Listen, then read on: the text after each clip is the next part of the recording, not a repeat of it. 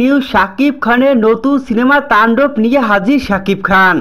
আয়ান রাফির পরিচালিত তাণ্ডব সিনেমায় চুক্তিবদ্ধ হলেন শাকিব খান।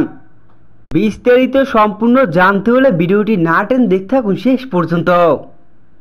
গেল ঈদে তুফান সিনেমা দিয়ে দেশ মাতিয়েছেন শাকিব খান। সিনেমাটি পরিচালনা করেছেন তরুণ নির্মাতা আয়ান রাফি।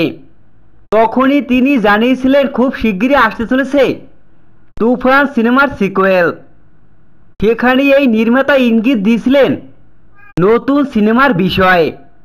শাকিব ভক্তদের ধারণা ছিল আগামী ঈদেই মুক্তি পেতে পারে শাকিব খানের বহুল আলোচিত সিনেমা তুফান 2।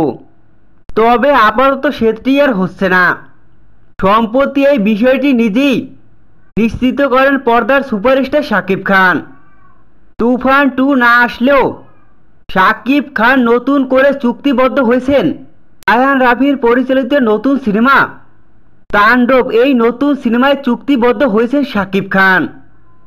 নতুন সিনেমায় চুক্তিবদ্ধ হওয়ায় ঢালিউডে আলোচনা তুঙ্গে শাকিব খানের নতুন সিনেমা নিয়ে।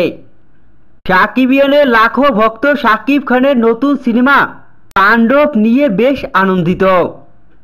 কেননা শাকিবিয়ানের ভক্তরা তো সবসময় নতুন রূপে নতুন সাজে শাকিব খানকে দেখতে চায়। তাদের প্রিয় নায়ক শাকিব খানকে দেখতে চায় সবসময় নতুন ধামাকা অ্যাকশনে।